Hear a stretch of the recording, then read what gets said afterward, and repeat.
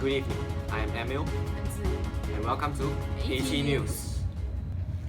Now to today's news. Gibraltar International Airport, which was once a military aircraft base, has been experiencing capacity problems ever since its opening to civilians. It has to accommodate 4,000 aircraft and 400,000 passengers annually. The old terminal at Gibraltar Airport has 2 departure gates, 1 security stand and 1 runway. It is not capable of accommodating to the passenger demand. So it led to the opening of a new terminal in November 2011 just for arriving flights, and an official opening in September 2012 for both arriving and departing flights to replace its old terminal. And right now, we will pass the time to reporter Sam.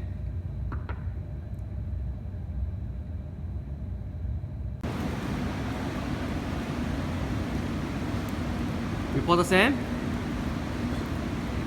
I'm sorry. I am now at the entrance of the Gibraltar Airport. When the Gibraltar new terminal opened, it only caters to arrival flights only. As such, many travelers are very confused of where to go. Then, the following year, the airport now caters to both arrivals and departures. As such, they close and demolish the old terminal, and that leaves many travelers as confused. Furthermore, in this terminal, there are no aero bridges linking passengers to their aircraft. They have to endure bad weather, sunny weather, rainy weather, cold weather, hot weather, all sorts of weather they have to endure. Oh, what the last fallen!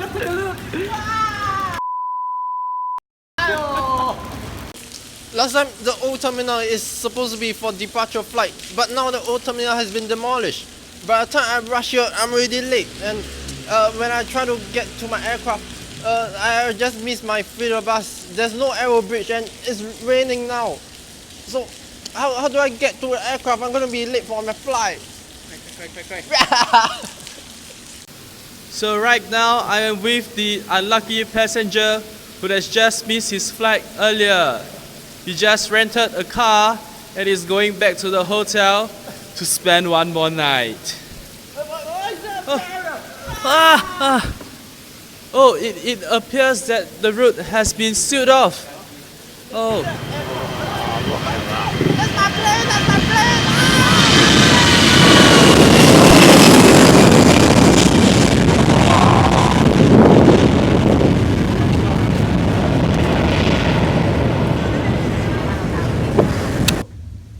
Oh, after 30 minutes, we are finally moving again on the way to our hotel. The road we just stopped is called Winston Churchill Avenue.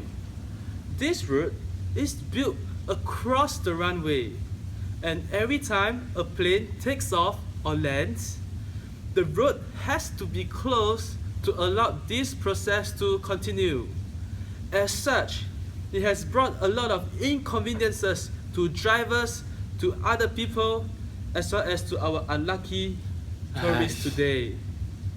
The closure of the runway and the road has led to reduced capacity in the runway. As such, the frequency of flight is reduced. No wonder I need to wait for one more day for my next flight. It's so troublesome. What an unlucky day for our tourists here. Now I will pass my time back to the studio. Goodbye.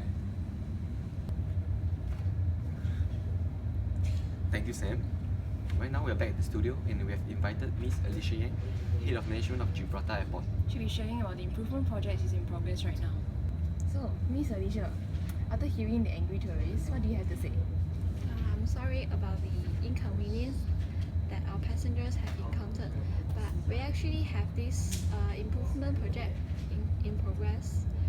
We are expanding our new terminal, so there will be more waiting areas, more duty-free shops, and more restaurants for our passengers.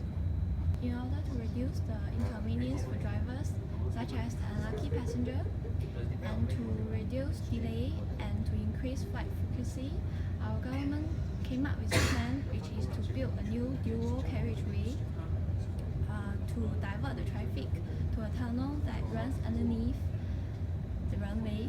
So our runway will not be sharing with the road. However, the new dual carriageway is still under construction until today. So, Ms. Alicia Yang, you feel about the expansion of the apron spaces. Could you please tell us more about that? Sure. The apron spaces are currently expanding to allow additional parking space for the aircrafts. So, the airport will be capable of handling more aircrafts. So, congestions are less likely to occur. What about parking spaces? We're building 2 new car parks. The first one is a 3-story car park, which provides 200 extra slots for passengers. Another one is a 6-story car park, provides 1,000 extra slots for passengers. So more parking space for more passengers. Yay! So right now, it is 6:30 a.m. in the morning. Our unlucky tourist, today will be his day to go back home. I predict he will wake up soon. Walao. Wow, damn tired. Ooh. So hello Mr. Tourist.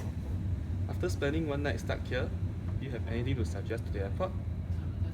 Firstly, for airport, I think they should install aero bridges to provide shelter links from the terminal towards the aircraft. With aero bridges, passengers will not be exposed to outdoor elements. I would have fallen out yesterday because the floor was too wet.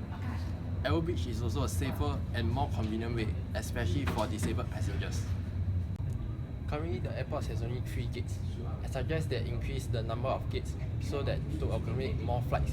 With higher frequencies of flight, I would have been stuck here for one whole night. Finally, I hope that they will finish up building up the tunnel so that I don't have to wait 30 minutes just for one plane to pass. With the dual carriageway, it will promote higher level of safety, and as vehicles will not have the risk of leaving foreign objects on the runway. Thank you for the interview of Mr. Unlucky Tourist. Thanks for the great night. Two. And now pass my time back to the studio. Thank you, Sam. So now we know that airports are more than just a place for aircraft to take off and land. It has to be versatile and stay ahead as operators have to adapt to its ever-changing requirements and strive for excellence. Every single detail is looked into and meticulously planned to reduce inconveniences imposed on users, such as the unlucky tourists. And just as we saw with the unlucky tourists, airport design has to meet passenger interests and passenger needs, as it creates the first and the lasting impression of a country. And with that, we end today's news. I'm Emil. And Ziying, Thank you, Ms. Alicia Ong. for tuning into